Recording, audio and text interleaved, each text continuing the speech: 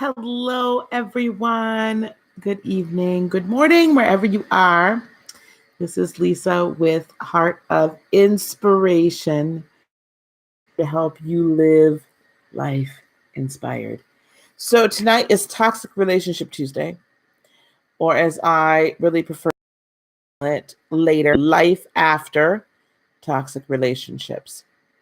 And I wanted to discuss tonight loving yourself right where you at. And I even decided to come on live. I was just gonna record this, but I thought let me come on live for just a little bit here, and we can watch the replay a little bit later. Hello, Deanna. And I want to just encourage folks to love yourself exactly where you're at.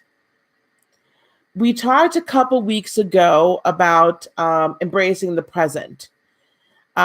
About, right where you're at today, right now, embracing everything that you've become and not like always getting yourself about, well, I should be doing this, or I could be doing that, or I could, not react to him or her the same way, and all of this jazz. And I talked a lot about just embracing the present because this is a process. This isn't an instant fix. This is a process. The becoming self-partnered, the process of healing after toxic relationships. It is a process it's a marathon, it's not a sprint. And so we talked about that ago. And what came over me today with some of the other things that are just happening energetically around in the ether is that we need to really love ourselves exactly where we're at. Take the time to say, what? I'm not where I want to be, but God dang it, I'm not where I used to be.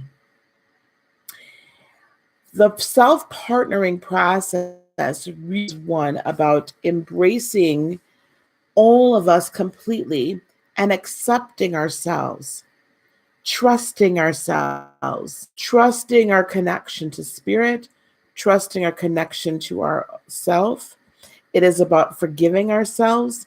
It is about not being so hard on ourselves all the time. It is about taking some accountability for how we attract others into our lives, but you only take that accountability so to heal. You're not taking that accountability to beat up on yourself. We're all going to have, when we're going through this process, we're all going to have days and bad days. We're all going to have days that we have plenty of victories, and we're going to have days we have setbacks. We are all going to have days where we're just so full of joy and happiness. We're like, yeah, I feel great. And then you know what? You're going to have those days where you're going to miss that person. Whoever that person is that you've managed to get out of your life. It could be a significant other. It could be a family member. It could be a friend. There's all sorts of different types of relationships. Typically, when we've had one, we have a lot that permeate the rest of our lives. But you're going to have where you, especially if it was a romantic partner, a husband, a wife, a boyfriend, a girlfriend, whatever, you were really committed, living together, or even not, you were really super committed to one another. You're going to have those times. And hello, Raina. And you're those times where you're just like, I really just want this person's touch. Or I really want to hear this person's voice. Or, and you're going to say to yourself, oh my gosh, but they're so bad. Why? Why would I want to even be bothered with them? And that, though, there's still going to be this residual tie. But guess what? You have to love yourself no matter what. You have to love yourself right where you're at. You have to say to yourself, man, okay, so I might miss the parts of this person, right? The good stuff. But I recognize that he or she was not good. And I recognize that I needed to make a change. And I recognize that I no longer did. Good evening, Steph. I was thinking about you, dear. That I no longer needed to be codependent in this dynamic. And I recognized that I no longer needed to send out this hurt energy, and I've started to heal myself. And I no longer these things. Start thinking about and saying to yourself out loud, I used to do this, but now I do this. I used to think this way, but now I think this way. I used to not trust myself, but now I do trust that I can make decisions. Even if, let me tell you, if you got to fake it till you make it, still say you trust yourself. You have to. Loving yourself is the cornerstone to recovering from injury, no matter what type of injury it is. And I'm talking about emotional energy. But, you've been injured physically, there's an emotional side to it, especially if it was a violent act or if it was sexual in nature. Even just in your mind, just emotional, the injury happens deep, right? Mental abuse, verbal abuse, it still cuts, it still hurts.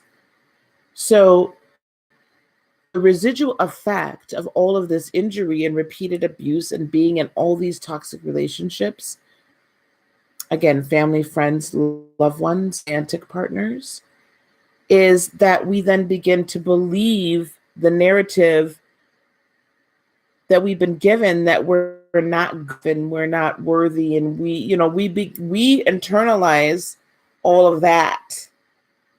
We internalize the icky, right? I don't love myself. I'm not lovable. As we're coming out of it, now we're faced with, we have to look at parts of ourselves we never wanted to. And all of your, and if you're under the sound of my voice, and if you watched any of these videos, if you've done anything, any type of work, even before, I don't care with anybody else, and you've come out of a relationship, you've recognized that it's toxic, or you're working on past deep injury from way back when, in your current life or past life, like this is what you've done, and you're like, oh my gosh, this is how I keep injuring myself. The fact that you need to be so happy with yourself. You need to be so pleased with yourself. Pat yourself on the back, because guess what? You've done a lot. You've done a lot. And you deserve to be loved. And you deserve to be respected. You could leave that up there, right, Deanna? Thank you. You deserve to be loved. You deserve to be respected. You deserve to be honored. Right? You deserve that. I'm just copying something for those that are watching the replay.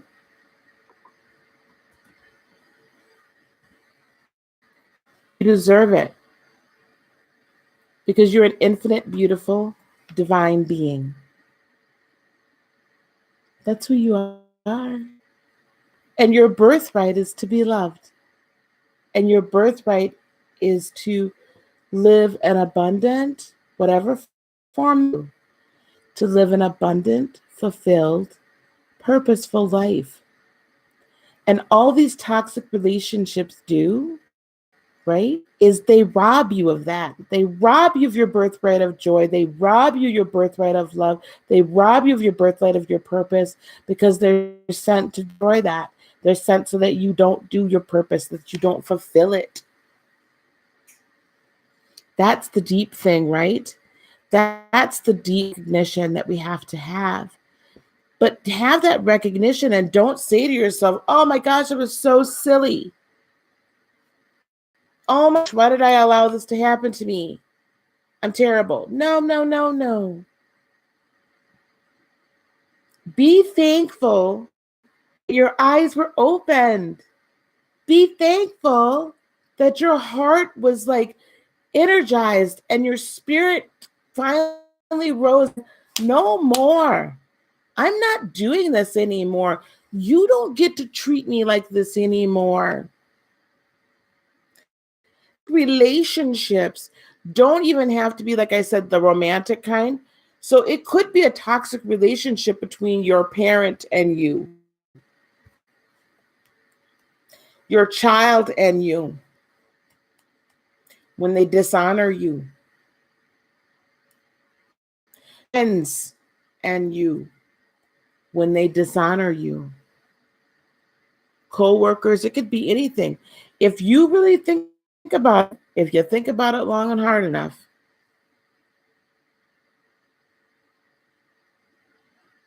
you realize there's a number of toxic relationships. You realize that you've been dishonored on so many levels, in so many ways, so many places, in so many relationships. So this concept of self-partnering, what this does for you, this loving yourself right at. Are there times what this does is it frees you from all of that, because it reminds that your actions, unless you're harming someone else, now I want to put that caveat out there.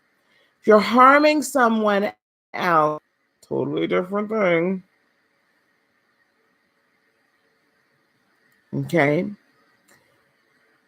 But you're realizing actions did nothing to give the other person the right to treat you in that way. So today I got a tad bit irritated with someone.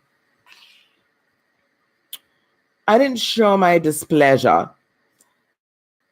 Just, I was on a conference call today. I like to give you my own real life. No problem, dear. My real life examples. This will be a quick one. And so I'm on a conference call today, and, we're talking about how the department operate better. And there's one particular person that started about the same time I did. Boy, oh boy. Those kind of people that always need to, they need to add something. They need to say something at every turn. Like, even if you've just been there for like 2 days, all of a sudden, you're like the expert, or where they want to hear themselves talk. They themselves feel better about themselves. And so they, do a lot of brown nosing and these well, how could we improve? Oh, you're just perfect. You're just great. I'm just going, that's not what they want to hear, right? Or you're amazing. I thank you so much. And will this person please shut up, because he is not adding anything to this conversation. Super irritated with that, because when people are like really over ego-y, yeah. Now, I had to stop myself for a second and say, sweetie, Lisa, just accept him where he's. I had to put my lower nature down. Otherwise, I might have stood up and said, will you please shut up? Or at least I emmed him and said, really, what you're adding. The old Lisa, the unhealed Lisa, the not self-partnered Lisa that felt the need, inflict pain because hurt people, the one that doesn't love herself enough, right? That old person would have, stop it, right? But, give him his day. Give him his 15 minutes. Is it really doing anything to you? No. Now, I had an opportunity at that moment, a brief moment, be like, oh my gosh, I can't believe I'm thinking this way. Right? Like, I'm thinking this way. Moments. But I had to love myself through it and say, Bahanti, Shaniqua didn't come out and type and tell him how to get there and what he was, how he was irritating. The old Lisa would have said something. I'm past it. A few weeks back, I saw a truck that looked just like my ex-husband's. And for a brief moment, my mind traveled back to some of the good times we had riding in this big old pickup one out to the country. And I didn't want to think that thought, but I was married to the man. I loved him deeply. I can't deny that I can't act like that then, because it did. And it was a significant relationship in my life. But instead of beating myself, I used to do, I stopped myself and I was like, you know what? I acknowledged it. They were very good times. We had a lot of fun. Go. When you make a mistake, you got to love yourself through it. When you're feeling down, you got to love yourself through it. You got to love where you're at and understand that the progress that you've made is so much more important, right, than the future journey you still have to go on, right? Getting to the finish line, you'll get there when you get there. Pat yourself on the back for making it those few laps around the track already. And don't worry, you might have 5 or 6 more. It's okay. I love you right where you're at. I trust you. I love you. God loves you. Creator loves you right where you're at. You are right now in your healing process in the place you used to be. And when you can embrace that, not so hard on yourself, you're going to find that you're going to go through the process smoother and quicker. Okay, I wanted a quick video about that. I'm so thankful for those of you that watch this live, and very thankful for those of you that are going to watch the replay. Please consider liking, subscribing, and sharing this video. In the description box below and in the live chat here, heartofinspiration.net. We are having self-partnering classes every other Tuesday live at 8 p.m. Central, 9 p.m. Eastern. Now, what you can do is go to the website, okay, click on spiritual classes, and you can pre-register for the class to come on the Zoom with me. You'll get an MP4 about 24 to 48 hours after, or you can prepare the class, and then as soon as it's available for download, it will automatically show up. Okay? So do either one. The class is $15. It's not a big deal. But we are going to start talking about the empath and the narcissist. And I want to talk it because this isn't just romantic. Remember, we can have narcissistic relationships that are familial and friends. And a lot of us have had some sort of narcissistic trauma to some degree in childhood that now is carried on to adulthood. And that's where this unhealed trauma comes. When you continue to have relationships that just don't work, and you're like, why do I choose the same person? Or why don't my relationships work? Or why am I not happy? Or why can I never be satisfied? Or why do I keep self-sabotaging? That's what this is, stopping that cycle. So please, heartofinspiration.net, spiritual classes, I think it's digital classes, and then you can choose the self-partnering class for November the 6th. Either pre-order the digital download, or I would love to see you in the Zoom. I would love to see that. Okay, guys, I'm going to wrap this up here. Peace, love, and blessings unto you today, tomorrow, for all eternity. Always remember to live life inspired. I love you. Namaste.